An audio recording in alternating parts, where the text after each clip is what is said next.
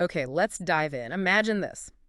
You've got one of the biggest uh, feuds in modern music playing out very publicly. Yeah, huge. And then, kind of out of nowhere, a major political figure gets dragged right into the middle of it. It sounds pretty wild, doesn't it? Yeah, But that's exactly what happened. totally. And that's the story we're exploring today, pulling details straight from a news article that covered this whole situation. It's fascinating how those lines just blurred, Politics, a massive rap rivalry, suddenly intersecting. Right. So our mission here is just to unpack the key moments from this specific incident, using only the information in that source article you shared to help you understand how, well, simply going to a concert became such a public thing. Okay, so the starting point, according to the article, is Jagmeet Singh attending a Kendrick Lamar concert. This was in Toronto. And the context here is absolutely crucial, which the article really emphasizes. This wasn't just any concert. It happened smack bang in the middle of that really intense, very public rap beef between Kendrick Lamar and Drake.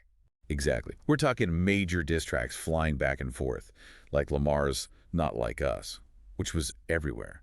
And the source points out that Kendrick performed a bunch of those Drake diss tracks at the very show Singh attended. Wow, okay, so he's literally at ground zero of this feud, performance-wise. Pretty much. So what happened next?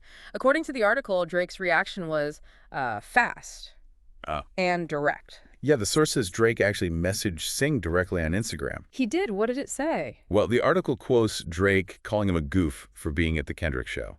Called him a goof, and then... Then get this, the article states, Drake took a screenshot of that private message exchange. No way! And posted it publicly on his Instagram stories. Wow, okay, that's definitely escalating things. Being called out publicly by Drake just for attending a concert. So how did Singh respond? The article must cover that. It does. It details Singh's response.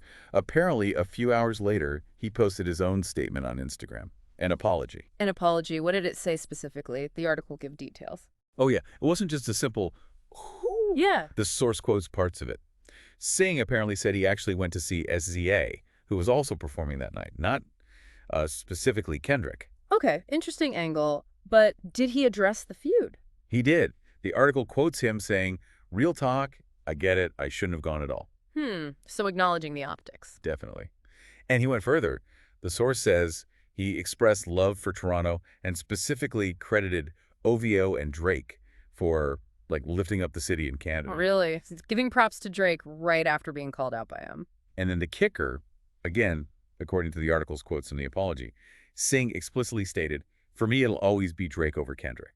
Whoa. Okay, so he definitively took a side publicly. That's quite a statement to make in that context. A very clear statement. The article also adds a bit of background mentioning Singh was seen in floor seats at the concert. Right near the action, then. Seems like it.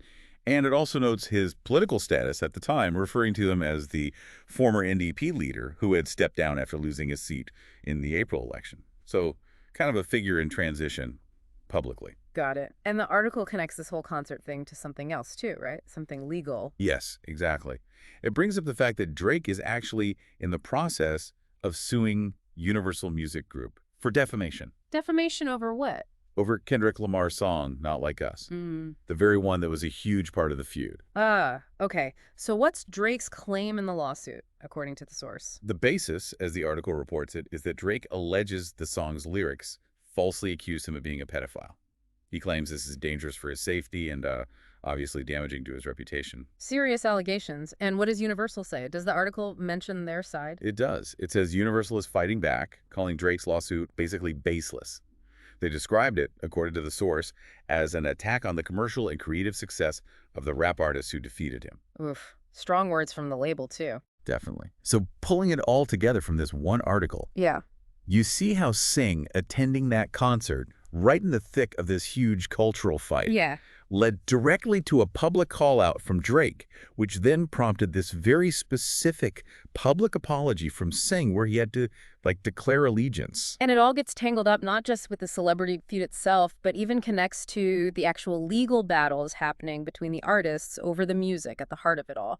It's quite a chain reaction. It really illustrates it well. So wrapping up our deep dive into this article, It really shows how something seemingly straightforward, like going to see some music, Yeah, just a concert. can suddenly spiral. You have a political figure caught in a massive cultural crossfire leading to public apologies and even touching on these big ongoing legal fights. And it highlights for you, the listener, how these worlds that seem separate, politics and, say, hip-hop culture, can suddenly crash into each other in really unexpected ways. It shows that public actions, even small ones, can gain huge significance depending on the context, especially for public figures. Absolutely. It makes you think, doesn't it?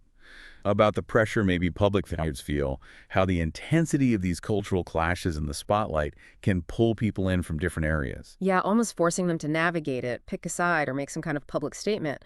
What does this whole incident really tell us about aligning with cultural moments when they're so charged with conflict and even, like here, legal disputes? Something interesting to mull over.